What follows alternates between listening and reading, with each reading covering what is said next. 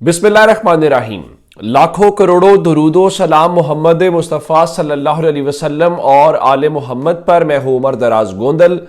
रात के इस पहर मामूल में वीडियोस नहीं करते, आप जानते हैं, लेकिन चूंकि इस गैर मामूली सूरत हाल है, पाकिस्तान तहरीक इंसाफ का जो कॉन्वॉय है, जो काफिला है, जो खैबर पख्तूनख्वा से शुरू हुआ, मुल्क के दीगर शहरों से शुरू हुआ, वो इस्लामाबाद में दाखिल तो हो चुका है। मैं पिछली वीडियो में आपको बड़ी डिटेल्स के साथ बता चुका हूं कि 26 नंबर चुंगी जो है वहां से इवन उनके लोग आगे गए, लेकिन अब जो वहां से खबरें आ रही हैं वो कोई अच्छी खबरें नहीं है।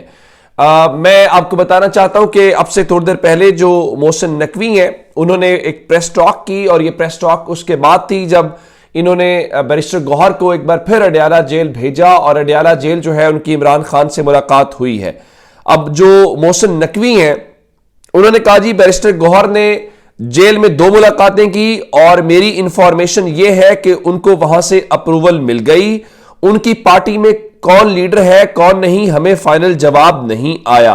अब उनका बताना यह है कि बैरिस्टर गौहर जो है उनको अप्रूवल मिला। इन्होंने उनको ऑफर क्या दी है, ये उनको कह रहे हैं कि डी चौक ना आए, संजानी की खबरें सुन रहे हैं कि आप 2 दिन वहां बैठे और उसके बाद जलसा करके वहां से चले जाएं। अब सूरत हाल इस वक्त यह है कि मोहसिन नकवी वहां पे बाकायदा धमकी आमेज गुफ्तगू करते भी सुनाई दी है और कहा कि अगर कर्फ्यू लगाना पड़ा, फौज लगानी पड़ी, लगाएंगे। रेड लाइन आपको बता दी है, क्रॉस ना करें, बाद में हमें गिला ना कीजिएगा, रिकॉर्ड पर चीजें ले आए हैं। ये उनकी जानिब से एक आखिरी वार्निंग थी, और उनका कहना यह था ये इसको आखिरी वार्निंग है, संजानी जाए वरना नताइज के लिए तैयार रहें। और उनके बाद जो उन्होंने जुमला कहा वो बहुत ही खतरनाक है, और सच्ची बात तो यह मैंने ट्विटर पर लिखा भी कि मोहसिन नकवी की गुफ्तगू सुनने के बाद इमरान खान का वो जुमला याद आ गया कि small man occupying big office.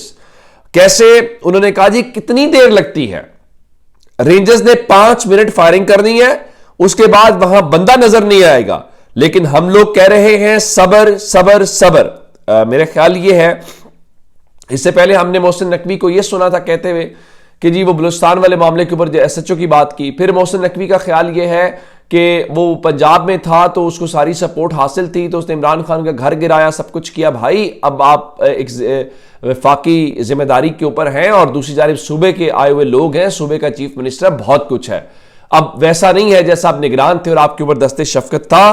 तो इस्लामाबाद के अंदर अब सूरत हाल है क्या, मैं आपको बताना ये चाह रहा हूं कि आमिर सईद अब्बासी जो मौजूद थे वहां पे, उन्होंने बताया कि एक तो खैबर पख्तूनख्वा के काफिले को देके जो रावलपिंडी और इस्लामाबाद के कारकुनान है वो भी बाहर निकलना शुरू हो गए हैं, और पुलिस पर 2 तरफ से पथराव हो रहा है, और पुलिस चुंगी नंबर 26 से पीछे हटने लगी है।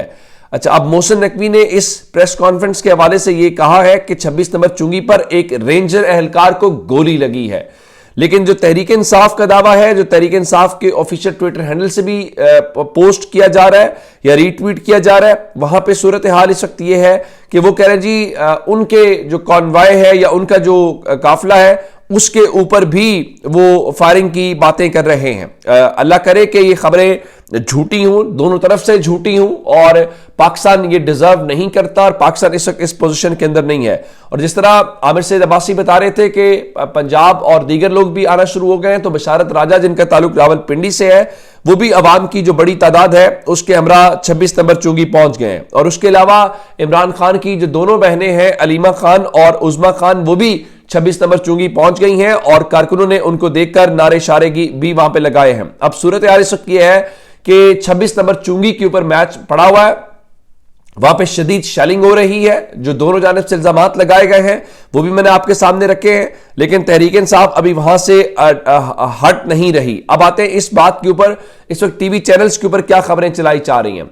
बैरिस्टर गौहर को वहां पे भेजा गया, और बैरिस्टर गौहर जो है उनके भेजने के बाद सबसे पहली खबर ये आई कि देखिए जी इमरान खान ये पैगाम लेके आए थे बुशा बीबी के पास, तो बुशा बीबी नहीं मानी दिन वाले पैगाम के बाद, जिसके बाद उन्होंने कहा कि मेरी बात करवाएं या मुलाकात कराएं या वीडियो पैगाम। तो फिर इतलात जो जियो न्यूज और ARY न्यूज ने खबरें चलाई, उन्होंने कहा देखिए जी ये है कि इमरान खान ने बैरिस्टर गौहर के मोबाइल फोन के ऊपर एक वीडियो पैगाम रिकॉर्ड करा दिया है, اور وہ چلے گا. یہ ٹی وی چینلز کے اوپر تو چلایا جا رہا ہے, لیکن پاکستان تحریک انصاف کے آفیشیل ٹویٹر ہینڈل سے اس کو جعلی خبر کہا جا رہا ہے, فیک نیوز کہا جا رہا ہے. اور شیخ وقاص اکرم کا کہنا یہ ہے کہ عمران خان نے کوئی جو ویڈیو پیغام ہے وہ ریکارڈ نہیں کرایا. اب جیو بھی کہہ رہا ہے, اے آر وائی بھی کہہ رہا ہے, لیکن جو تحریک انصاف ہے وہ اس چیز کو ماننے کے لیے تیار نہیں ہے. اب صورتحال یہ ہے کہ حکومت کچھ ہٹتی ہوئی بھی دکھائی دے رہی ہے.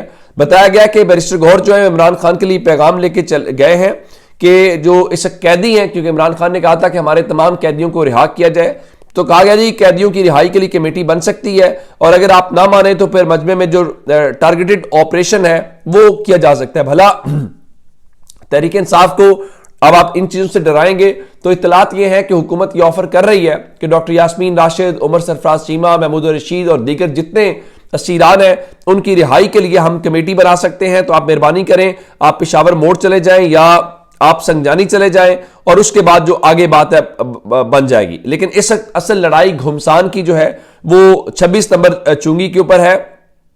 اب دیکھنا یہ ہے کہ حکومت کی یقین دہانی کے اوپر پاکستان تحریک انصاف یقین کرتی ہے, نہیں کرتی, یا پاکستان تحریک انصاف جو ہے اپنی اس منزل کے اوپر جاتی ہے.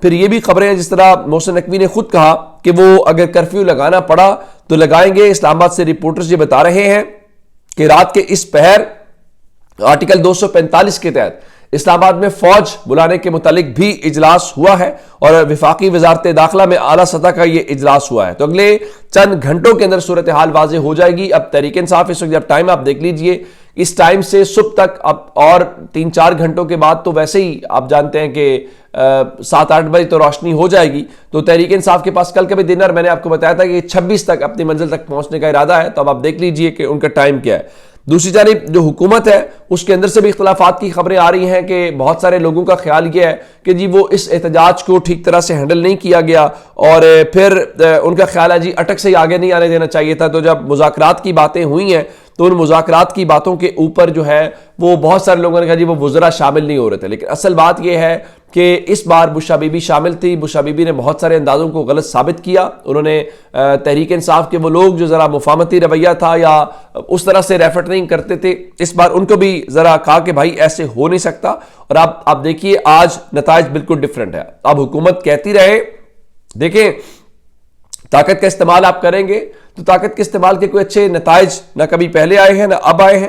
اب خواجہ آصف کہتے دکھائی دیجیے حکومت کو پتا تھا یہ لوگ اسلام آباد کے قریب پہنچیں گے, اب طاقت کے استعمال کے علاوہ کوئی چارہ نہیں ہے. دیکھیں جب آپ اس قسم کی باتیں کرتے ہیں تو اس کا کوئی مطلب یہ ہوتا ہے کہ آپ کے پاس کوئی اسٹریٹجی نہیں ہے, آپ سیاسی طور پہ ناکام ہو گئے ہیں.